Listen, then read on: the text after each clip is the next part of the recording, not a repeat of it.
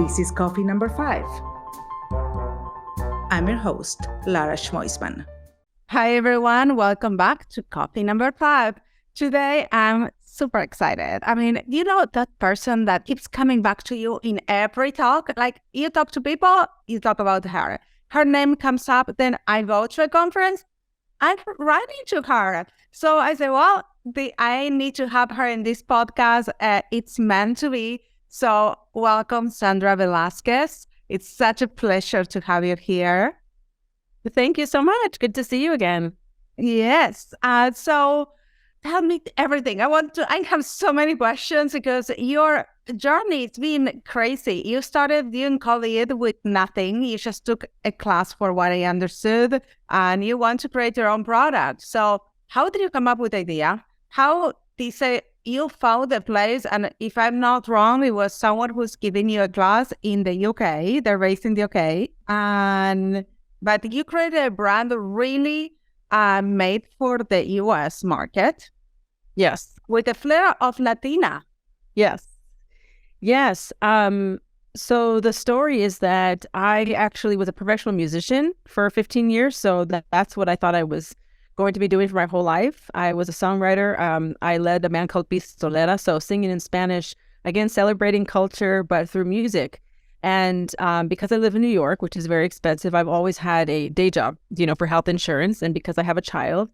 Wow. And so I found myself unemployed for the first time at the age of 43, which was very scary because here I am, I'm in my 40s, I have a child, I'm a single mom, I have student loan debt, I have personal credit card debt, and I have nothing to show for it. I have no savings. I have, so I'm like, how did I get here? How is this my life? And it was in that moment where I just decided that if I wanted to change my life, if I wanted something different, I was going to have to take different actions. And so I decided to build a brand. And, most people that build brands, ideally you want to have some money before you build a brand. But I had no money. So for me, I was like, this is my chance to actually make money, to build something bigger that can change my future and my child's future. And so I was served an ad through Facebook from Formula Botanica, which is a online skincare formulation school based in the UK. And I opted for the payment plan option. So I enrolled in the payment plan option and I studied formulation for a year. They give you about a year access or more maybe to the platform to go through all of the modules. You have to take tests. You have a final project. It's, it's online school. You did the real thing. You didn't go to an R&D and create a formula. You did by hand. You actually bought ingredients and worked with them. Yes. And that's really because I was a beauty industry outsider. I didn't know how to go get products made. I didn't know how to find a chemist or find an R&D. Also, I didn't have any money to do that. So that's why I said, you know what, I'm going to have to make these products myself. And that's why I chose Bath and Body. And that's why I chose soap, because it was something that you can make in your house.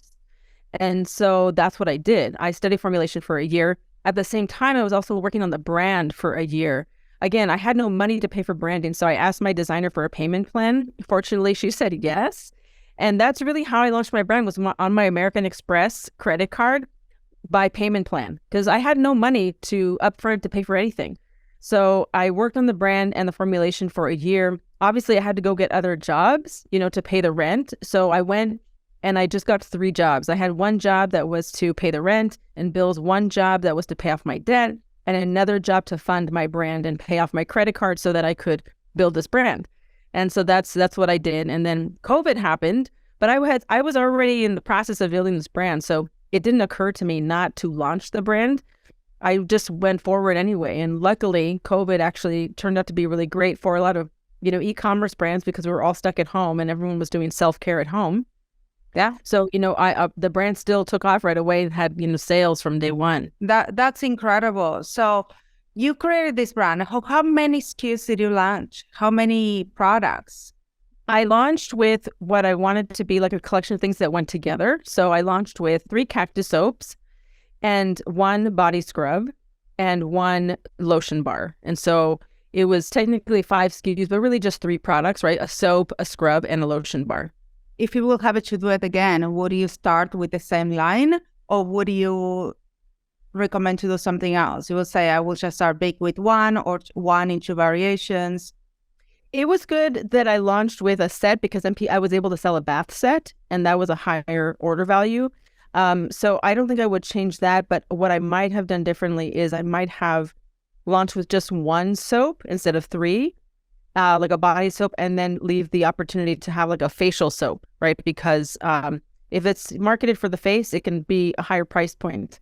But with body care, it's not. Okay, so you created your website and you have 5 products, which is a great number in marketing to have 3 to 5 to launch with that, because it's hard when you launch with one and you only have one product to showcase in the website. How did you do the advertising? How did you go out there and find your people? And how did you do the research of finding who would be the people interested in your product? Well, because I built the whole brand around the customer from the beginning. So I think that that's an important distinction is some people they create a product and they launch it and then they try to go find out who is this for? How do I sell it? How do I find those people? But I did it the other way around. I created the product specifically for the customer, which was the Latina clean beauty customer. And I knew that if I created the brand and the branding spoke to them immediately, it would attract them immediately, which it did. So I think that that's also the importance of branding because that's your first touch point of marketing. A lot of people in beauty, especially because I went to formulation school, I was around, I was in a student group with thousands of formulators and formulators and people that make products get really excited about ingredients. And they think that that's what they're building an ingredient brand, but that's not ultimately what you're building. You're building a marketing company. Yeah, you're doing a brand. And what I recommend always to my clients is the first thing you might have an idea of the ingredients that you want to use, but you need to know what's your branding, who's your target audience, who's your archetype, who are your phones that you're going to use, because everything tells a story. Yeah, exactly. And so that's why I focused on the branding from the very beginning, because the branding I knew would speak to my customer. I knew that by centering it around the nopal, which is an ancient Mexican symbol, that it would attract my base consumer because every single Mexican person grew up with nopales. It's the most Mexican plant ever. It's on the Mexican flag.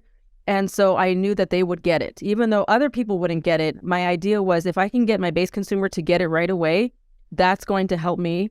And then I'm going to make it so beautiful that other people are going to want to buy it just because it's beautiful, even if they don't know what a nopal is. And so that was really the strategy. And I started running ads on Facebook before I launched. And so I was running just the logo. I had just what we call the Cactus Goddess logo. I was running that on Facebook really for like $20 a day or something. And I was doing it very targeted because this was back in the day when you could run targeted ads. Those days are now over. So no one should try to copy that because those days are over. And so I was able to send this ad specifically to Latinas in Houston, Texas, between the ages of 27 and 40 who liked Sephora, salsa, human rights, beauty, etc. And that's how I got people to sign up on my email list in advance of launch so that when I launched, I had someone to launch to. So you put an ad and just say, join my email list when it's coming, to know when it's coming up? Yes, exactly. And how many emails you got? 800. That's fantastic. Because I always say that I believe in ads, I believe in funnels, I believe in everything that everyone knows that it works in marketing. But I really believe that the bottom of the funnel is connected with your audience by email marketing, SMS. Yeah. You don't need to run so much ads because they know you're ready. So you just need to connect with them and remind them you are here. Yes. So right now, how many SKUs you have?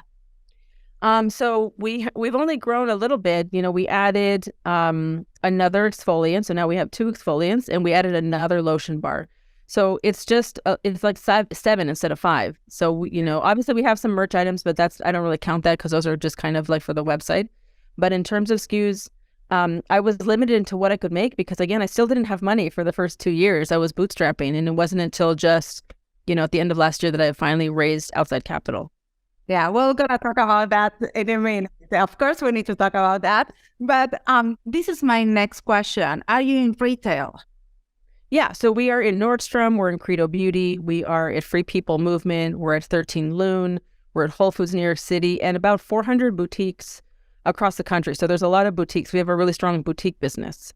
So how did you get into that business? That's what I want to get, because not only you're in the big retail, you're in a small niche boutiques. So how did you approach each one by their own and say, hey, how does it work? Yeah, I get asked this question a lot. And the reality is that they all came to us. So we actually are still sorting through. We have a link in the footer of our website that says, apply to be a stockist. And we've had over 800 boutiques apply to be our stockist. And we've had to say no to about half of them because there's conflict of distribution. Like some of them are very close to each other and they don't like it. So Priscilla, our VP of sales, who started with me at the beginning as like a contractor, it was her job to really sort through and like vet them to make sure that it was the right partner, that it was not in conflict with another partner that we had. But all of these boutiques found us again through the same ads that I was serving to our D2C customers. And because the branding is so strong, because as a boutique owner, you want something on your shelf that stands out. You want something that you don't have. And so again, that just going back to the importance of the branding, that's what attracted them to us. That's incredible. And how did your team change from the beginning until today? How do you structure your company? You mentioned that you have a VP of sales. When was the right time to bring a VP of sales? Yeah, so in the beginning, it was just me. So I was doing everything, including making the product. Yes. And the first person that I hired was a freelance social media manager. So Sam Gomez is now our marketing manager. She's a full-time employee, but she started as like a freelancer, like 5 hours a week. And then it was 10 hours a week. And then it was, 20 hours a week. And so she was just a freelancer because the social media was taking up a lot of my time, and I was still making the product for the first year. So I was literally in the kitchen making the soap. So I didn't have time to do all of the social media. So that was the first person I hired as a freelancer. And then Priscilla, our now VP of sales, she started as a contractor, really just like commission based. And she came to me. She found me through a magazine article, and she's Latina, so she was interested in working with a Latina brand. And so I've actually they've been with me since the beginning, but just in like a part-time capacity. So when I raised money, I brought them on full time. That's amazing. Okay, so let's get to that point that you raised money. When was that moment that you decide, okay, I cannot be self-funded anymore. I need to get money outside, because getting money is also give away part of your company. Yes, exactly. Yeah, you're selling equity in your company. And so for me, I couldn't keep up with the demand anymore. And it was really just stunting our growth because I couldn't make new products. I couldn't market more. I couldn't hire people to help me. And so that's when I realized, like, I can't keep taking just like $30,000 loans or even a $50,000 loan. I need like real money. And so that is when I decided, okay, I'm going to have to go and raise like real capital. And I initially set out to only raise like $500,000. And then I changed my mind, like, you know what, I should raise $1 million. And then one of my mentors was like, you really should just raise 2 because it's the same amount of work. So then I set out to raise 2, and then I ended up raising 2.7. Okay. And now tell us a story. How did you raise that money? Yes, it is. I had never raised money before. So it's, I had to learn as I went. And that was really challenging because you're also stressed because you need money, but you have to show up in full confidence. You can't show up stressed or desperate. You can't just take anyone's money. And it was just a lot of cold outreach, like emailing people, asking for introductions. I applied and got into a lot of accelerators that gave me the opportunity to connect with investors, because I didn't even know how to find investors. Yeah, but also there is, like we talk about the marketing deck, also you need to make an investor's deck. You cannot show up without information. Yes. Hey, give me some money. Yes, exactly.